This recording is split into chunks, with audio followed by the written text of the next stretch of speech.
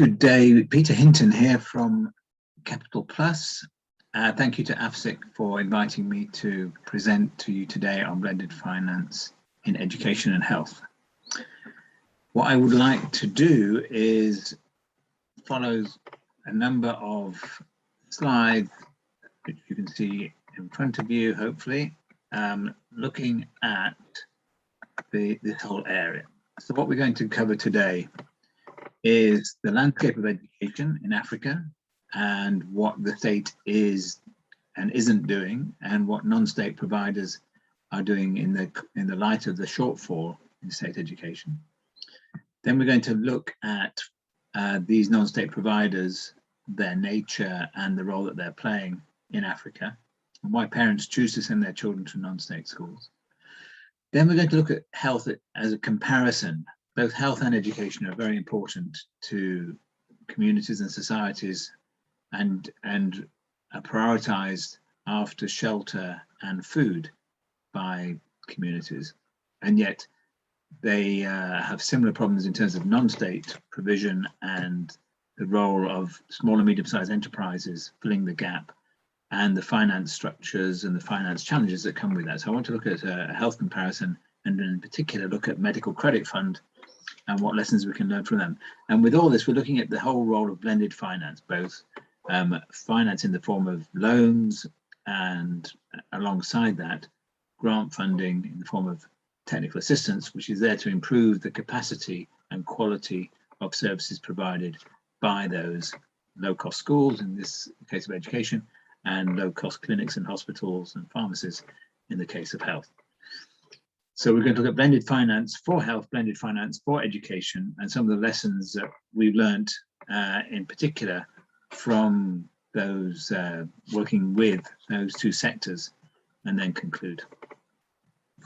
So first of all, state provision. The landscape of state provision in Africa is one where governments are financially constrained in meeting the demands for educating children.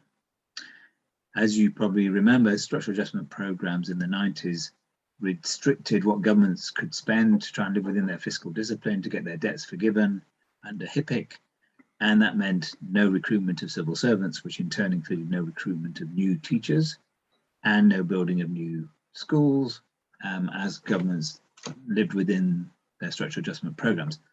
What happened, though, was that there was either static provision of education by the government, and yet demand was increasing. Demand was increasing because of population growth. Demand was increasing because of migration, and demand was increasing through urbanization. So you had a situation where the provision was static, demand was increasing, and year by year, governments fell back, as it were, in their ability to meet that growing demand. Combined with that was the policy approach of most governments in Africa, which was they supported universal primary education, but they largely ignored pre-primary education and they ignored secondary education. They left that mainly to non-state providers. But what was really important to parents in communities, in particularly urban areas, was somewhere safe to place their children while they were economically active. And pre-primary education wasn't a priority for government, policy-wise or financing-wise, and it was really left to low-cost non-state providers to fill that gap. So with that static provision, you ended up with out-of-school children increasing, and Africa is one of the places in the world with the highest out-of-school children proportions. Nigeria in particular is very high. And COVID obviously has come in and exacerbated the problems with out-of-school children, because it's increased through children being taken out of school, moving into child labour, early marriages increasing, and state provision being inadequate and insufficient to meet the need. Having said that, there are some initiatives around the world which do try and address this issue of state lack of provision, and in Mexico and Brazil in particular, the governments have said, okay, well, let's work with non-state providers. Let's give conditional cash transfers to families to put their children into school, and we'll give them so much money per month to actually get their children educated. And those initiatives, I think, are worth adopting and at least considering in an African context. They haven't really been done very much to date. So going on to the landscape, in the light of that shortfall in state provision, what is the non-state sector doing? Well, you can see from this World Bank graph that low-income countries, non-state schools are, by 2010, they estimated 20%. Now the reason for showing this graph, although it's out of date, just shows you the trend, and that trend has carried on. And yet these are based on official numbers collected by the World Bank and UNICEF, etc. And they really understate the actual reality because they only collect official certified schools and state schools. They do not collect the information from uncertified schools, which, based on the research that we've done in 7 of the countries there, and also combining that with Lagos, where I was involved with the DEEPEN program funded by FCDO, on average, 50% of schools are not certified. So you're missing out a significant number of schools and the children enrolled in those schools in these official figures.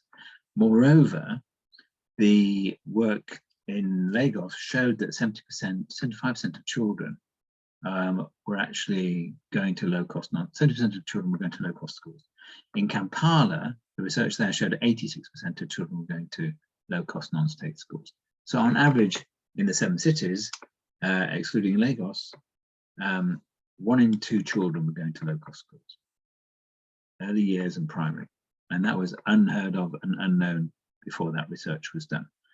So if you just take as a broad brush, 1 in 2 children in most cities in Africa are going to low-cost non-state schools. That's a role that the non-state providers are playing in meeting this gap. Why are parents choosing these non-state schools? Well, first of all, where there are insufficient state schools, they have no alternative but to go to local ones on their doorstep, which are often set up by women to meet the demand that's existing at community level. The fact that these schools are local means that the children can walk there safely and don't have to incur cost of travel. Particularly if the nearest state school is several miles away, they will have to incur taxi costs, or children be dangerously walking to those schools or getting there somehow. And most parents want their children to be within 2 miles of a school. So they're really addressing a local need in a local way. Importantly, as I mentioned earlier with that policy situation, these low-cost schools are providing early years care, which is really needed. And the normal evolution of a school is that a woman starts it, does early years for a couple of years. The parents say, you're doing a good job, will you carry on? And another 8 years later, she's providing a complete spectrum of early years and primary education. So they evolve that way, and they're doing what the government isn't doing, because most of the schools that government are funding, the state schools, are only doing primary. So that's the reality. And going back to the research in those 7 cities, roughly 80% of the schools that we looked at are in that kind of spectrum of early years and primary. It's the most common form. You might remember the Tanzania picture was much lower, about a much smaller percentage of non-state providers. That's largely because virtually all the provision is at the early years level, and when it gets to primary, the regulatory regime and the difficulties with setting up a primary school caused by those regulations means that very few non-state providers have been operating in Tanzania. That's increasing now as the government's constrained in its provision. Why do parents choose these non-state schools? They do that because they trust them to look after their children, educate their children, and the quality of education is to the satisfaction of parents. And in all these countries, you have to pass an end of primary school exam to go on to secondary school, and these schools are providing that service to the satisfaction of parents.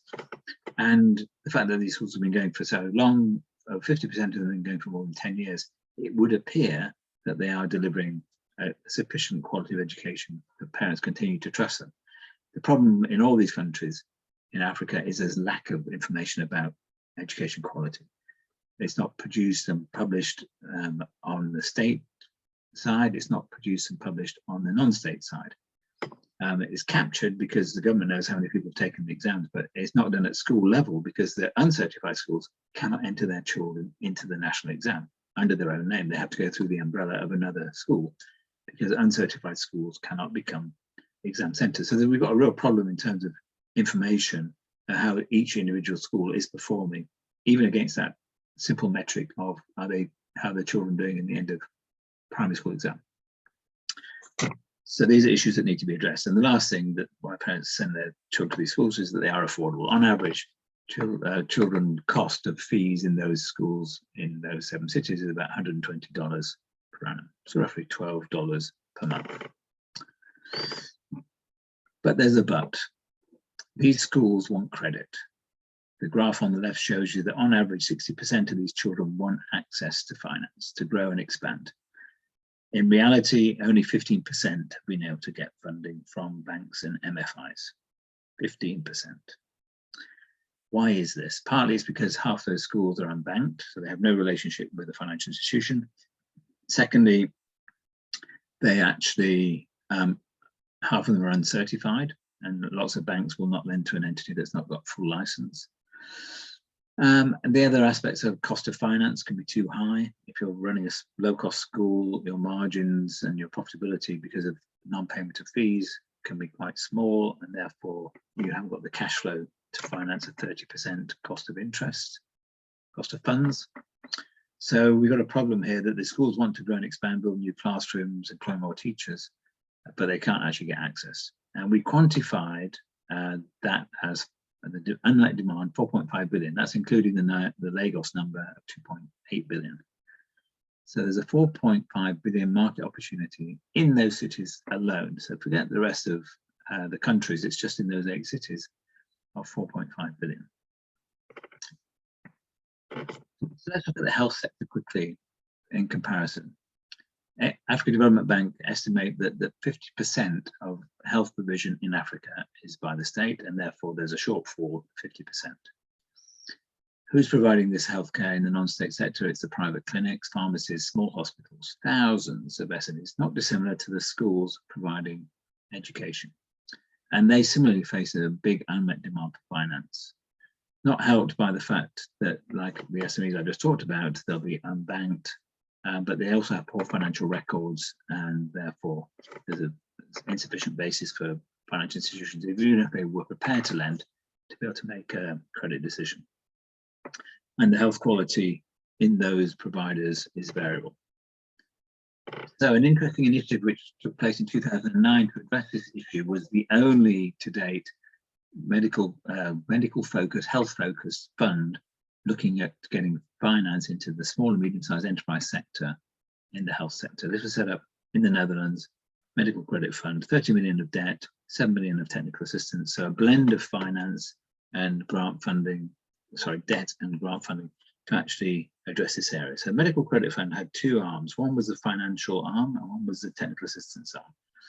Loans were provided to intermediaries, MFIs and banks to on-lend to the SMEs. Alongside that, Farm Access was a not-for-profit which actually worked to improve the quality of provision of health in those SMEs. So that the two came together. The idea being not only to help the sector reach the access to finance it needed, but also to improve the quality of health provision to the society. So over those 12 years, they focused on Kenya, Tanzania, Uganda, Ghana, and Nigeria. They reached 1,800 SMEs. And interestingly, in terms of impact, 86% increase in quality of the SMEs that they financed. They do this by measuring 1-star to 5-star. So a 1-star clinic, for example, will have a health improvement plan agreed at the time of the loan. And over time, that would hopefully increase the quality to be measured at 2 stars, etc. They also got involved in training medical professionals, which should in turn improve the quality of provision. $130 million of loans were dispersed. So that 30 million leveraged effectively $130 million of loans because they partnered with local financial institutions to on-lend, as well as wholesaling to those FIs to lend as well. So they did co-lending where appropriate, and that was an increasing part of their activity.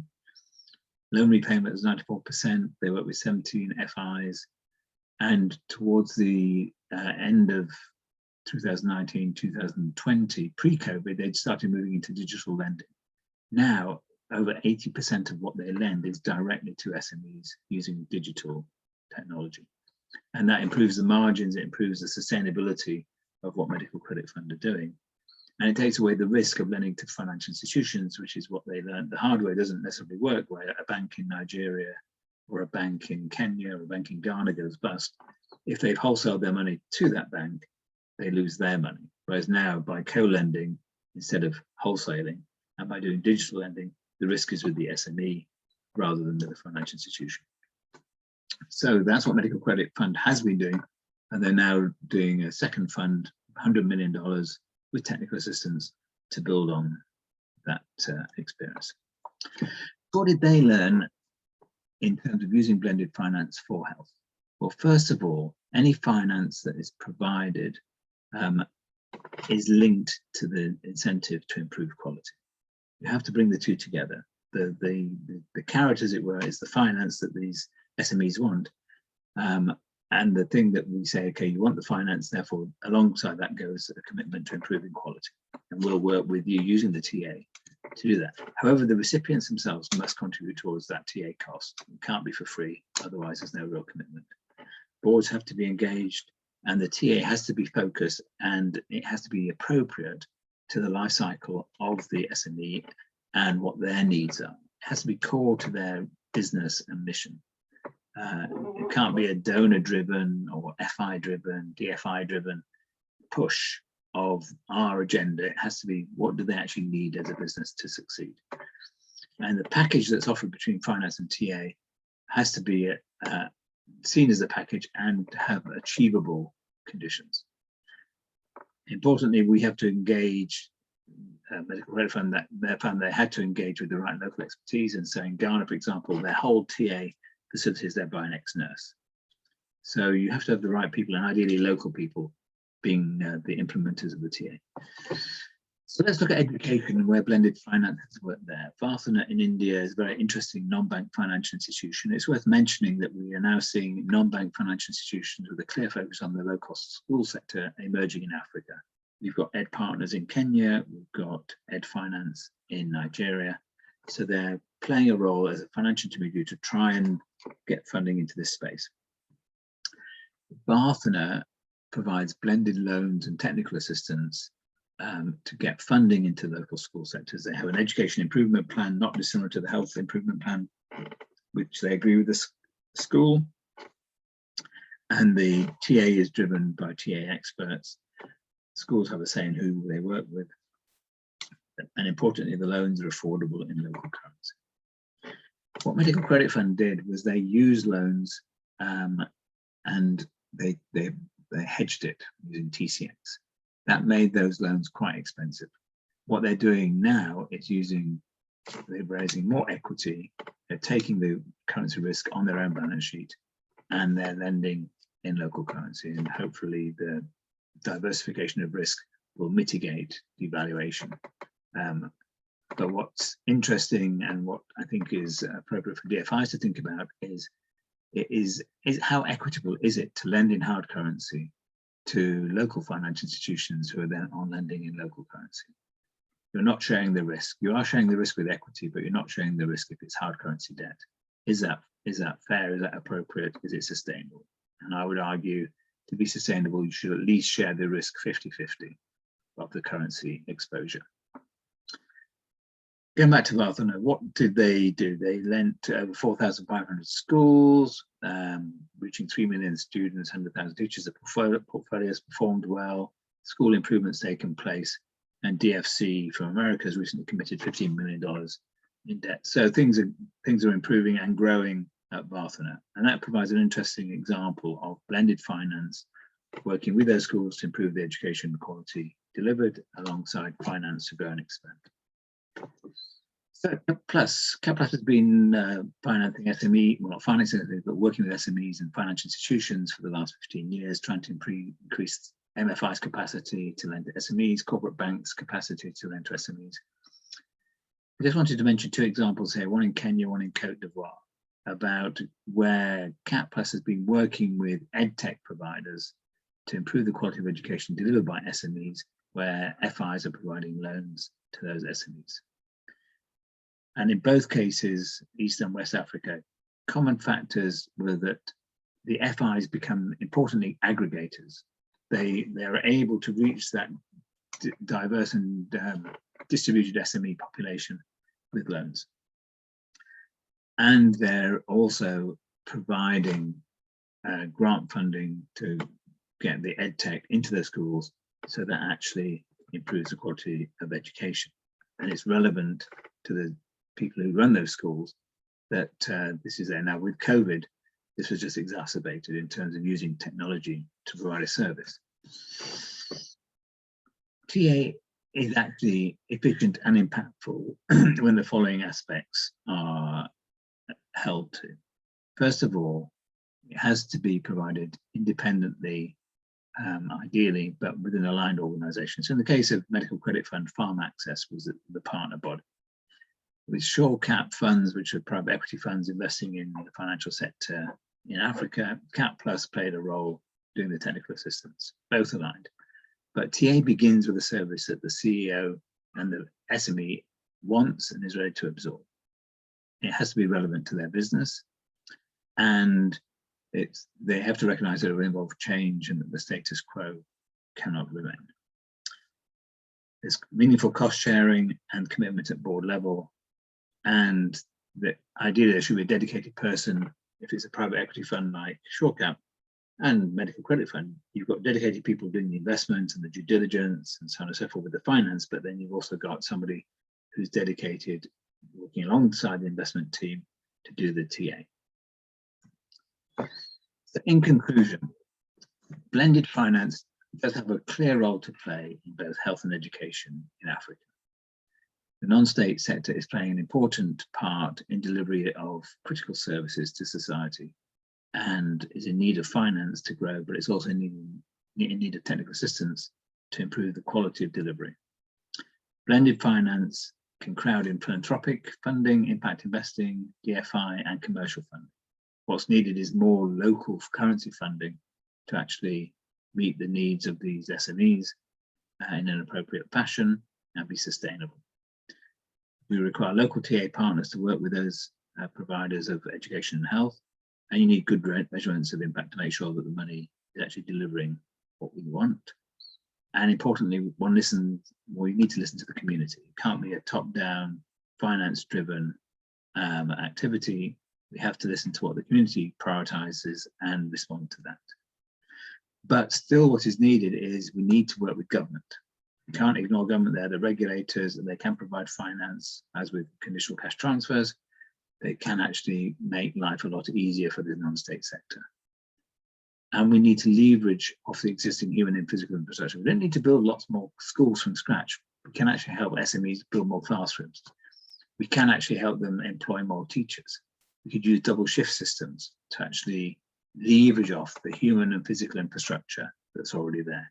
And in so doing, we'd be able to bring in the out of school children into school and play a greater role in building the human capital in Africa. So I commend blended finance to you. If we can discuss the way we might work with you in Africa, do contact myself or Lynn, the CEO of CapPlus. Thank you very much for your time.